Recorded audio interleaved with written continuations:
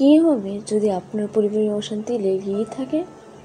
আপনাদের মধ্যে হয়তো কথায় কথায় ঝগড়া শুরু হয়ে যায় আর প্রায় তা চরমে পৌঁছায়। কখনো কখনো আপনি হয়তো বুঝতেই পারেন না কিভাবে কথাবার্তা ঝগড়ায় পরিণত হয়ে গিয়েছে। কিন্তু যেহেতু আপনারা একে অপরকে ভালোবাসেন, তাই আপনারা পরস্পরকে কেউ আঘাত দিতে চান না। এটা মনে রাখা গুরুত্বপূর্ণ, মত পার্থক্য হওয়ার অর্থ এই নয় যে আপনার পরিবার ভেঙে যাবে। মত পার্থক্য নয়, বরং আপনারা মত পার্থক্যকে কিভাবে কাটিয়ে উঠছেন সেটার উপর আপনার পরিবারের শান্তি অথবা অশান্তি নির্ভর করবে। এখন কয়েকটা পদক্ষেপ বিবেচনা করুন যেগুলো আপনাকে অশান্তি দূর করতে সাহায্য করবে। 1. তর্ক করবেন না। এক হাতে তালি বাজে না, তাই একজন ব্যক্তি যখন কথা না বাড়িয়ে শুধু শোনেন, তখন উত্তপ্ত পরিস্থিতি ধীরে ধীরে ঠান্ডা হতে পারে। অতএব রেগে গেলে তর্ক করার প্রবণতা দমন করুন। নিজেকে নিয়ন্ত্রণ করার মাধ্যমে আপনার আত্মসম্মান ও মর্যাদা বজায় রাখুন। মনে রাখবেন, তর্ক বিতর্কে জেতার চেয়ে পরিবারের শান্তি বজায় রাখা বেশি গুরুত্বপূর্ণ। কথায় আছে, আগুনে কাঠ না দিলে আগুন নিভে যায়, নিন্দাকারী না থাকলে ঝগড়াও মিটে যায়। 2. পরিবারের সদস্যদের প্রতি সহানুভূতি দেখান। কথায় বাধা না দিয়ে এবং কথা থেকে বিচার না করে মন দিয়ে ও সহানুভূতির সঙ্গে শুনুন। এটা করে আপনাকে রাগ দমন ও শান্তি স্থাপন করার ক্ষেত্রে সাহায্য করতে পারে। অপর ব্যক্তির মনোভাব নিয়ে প্রশ্ন তোলার পরিবর্তে তার অনুভূতি বোঝার চেষ্টা করুন। ভুল বোঝাবুঝির কারণে করা কোনো মন্তব্য থেকে ধরে নেবেন না যে অপর ব্যক্তি আপনার প্রতি বিদ্বেষ পরায়ণ।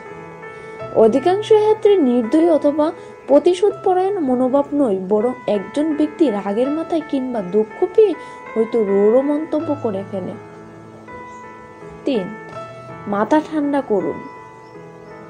আপনি যদি একটুতেই রেগে যান, তাহলে নম্রভাবে কিছুক্ষণের জন্য সেখান থেকে চলে যান। শান্ত না হওয়া পর্যন্ত আপনি হয়তো অন্য ঘরে থাকতে পারেন অথবা বাইরে গিয়ে একটু ঘুরে আসতে পারেন। এটার অর্থ পরস্পরকে এড়িয়ে চলা কিংবা কথাবার্তা বন্ধ করে দেওয়া নয়। এই সময়টা ধৈর্য, বুদ্ধি ও বিচার করার ক্ষমতা চেয়ে সৃষ্টিকর্তার কাছে প্রার্থনা করার এক উপযুক্ত সময় হতে পারে। 4.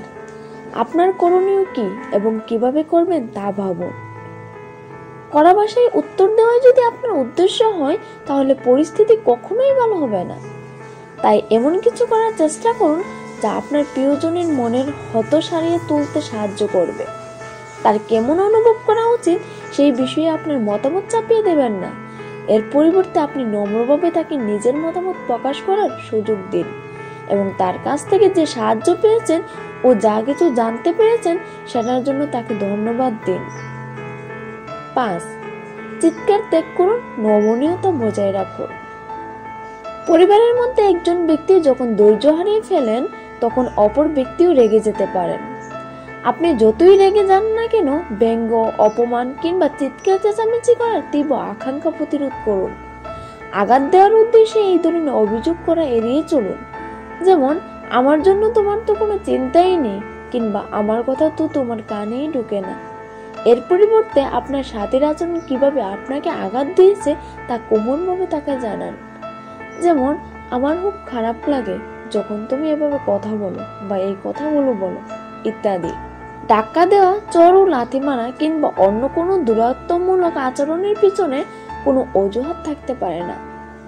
গালিগালাজ করা, অসম্মানজনক কিংবা ড্যাশ দিয়ে কথা বলা, বই দেখানোর ক্ষেত্রেও একই বিষয় সত্য। 6. ক্ষমা চাইতে দেরি করবেন না, আর পরিস্থিতি ঠিক করার জন্য আপনি কি করতে প্রস্তুত তা বলুন। আপনার লক্ষ্য হলো শান্তি স্থাপন করা, তাই নেতিবাচক অনুভূতির কারণে লক্ষ্যভ্রষ্ট হবেন না। মনে রাখবেন, আপনি যদি আপনার সাথীর সঙ্গে লড়াই করেন তাহলে আপনারা কেউই জয়ী হতে পারবেন না, কিন্তু শান্তি স্থাপন করলে দুইজনেই জয়ী হতে পারবেন। তাই নিজের দোষ স্বীকার করুন। আপনি হয়তো পুরোপুরি নিশ্চিত আপনি কোনো ভুল করেননি, তবুও আপনি ক্ষমা চাইতে পারেন, কারণ আপনি বিরক্ত হয়েছিলেন, বিদ্রূপ প্রতিক্রিয়া দেখিয়েছিলেন অথবা অনিচ্ছাকৃতভাবে সাথীকে আঘাত দিয়েছিলেন। নিজের সম্মান বজায় রাখা ও জয়ী হওয়ার চেয়ে গুরুত্বপূর্ণ বিষয় হলো শান্তিপূর্ণ সম্পর্ক স্থাপন করা। আর কেউ যদি আপনার কাছে ক্ষমা চায়, তাহলে সঙ্গে সঙ্গে তাকে ক্ষমা করে দিন।